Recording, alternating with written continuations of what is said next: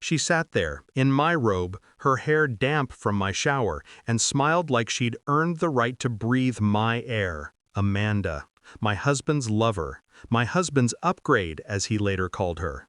The scent of my coffee filled the kitchen. She was sipping it slowly, as if tasting victory.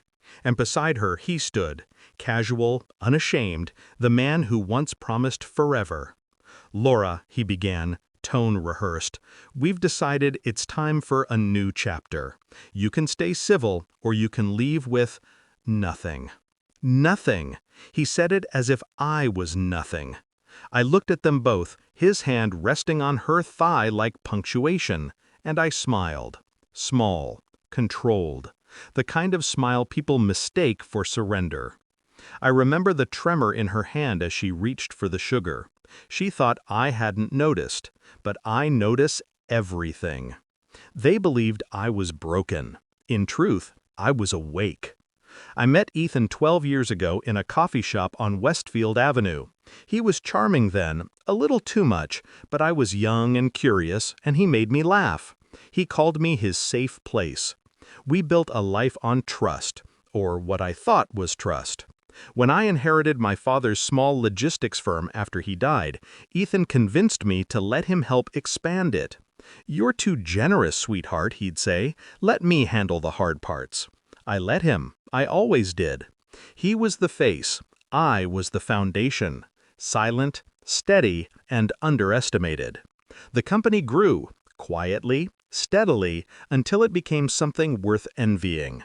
But Ethan loved the performance more than the process. The dinners, the cars, the flattery. I should have known he'd find someone else who admired that side of him. Someone like Amanda. 29, clever in the way social climbers are, good at pretending awe. The first time I knew, really knew, was a receipt, a hotel in Charleston. 2 glasses of champagne, 1 king suite. I stared at it for a long time before folding it neatly into my planner. No confrontation, no crying. Not yet. Then came the absences, the late meetings, the business trips. And then, a text.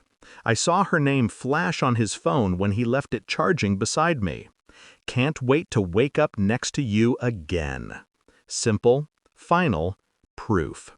I didn't rage. I didn't throw his phone. I simply started counting days and assets. The thing about being underestimated is people forget you're watching. For years, Ethan thought he owned half of everything. He didn't. When I incorporated my company, I did it under my maiden name, my father's name, the one Ethan never bothered to learn to spell correctly. Every property, every account, every car tied to that company, and every share tied to me. For months, I let him believe he was the architect of our success. I let Amanda play house. I even made her coffee once, just to see if she'd taste the poison she thought she was drinking. While they whispered about starting fresh, I sat in the office after hours, quietly restructuring. I moved funds, shifted holdings.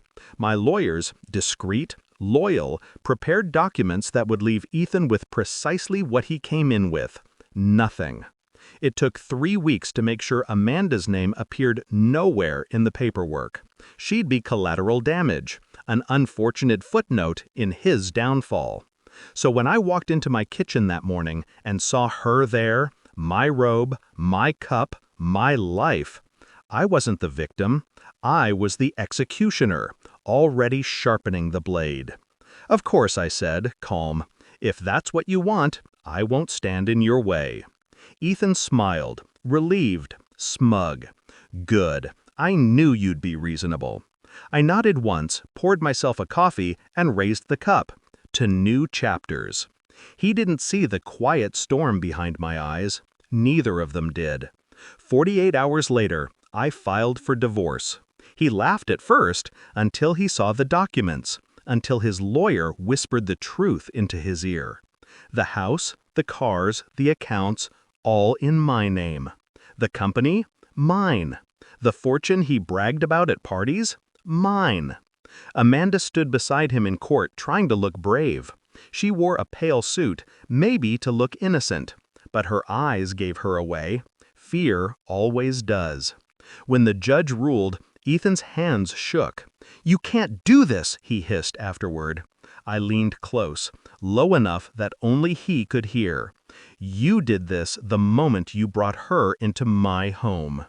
He moved out that night, with Amanda, into a rented apartment. The next week, she left him. Rumors of unpaid bills, a frozen account, and a misunderstanding about taxes he thought I'd handled. I hadn't.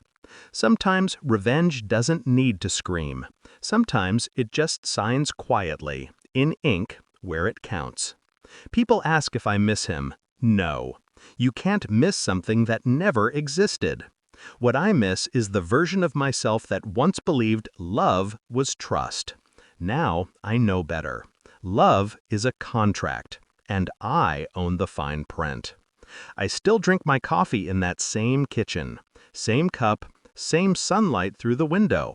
Only difference is the silence, and how good it finally feels.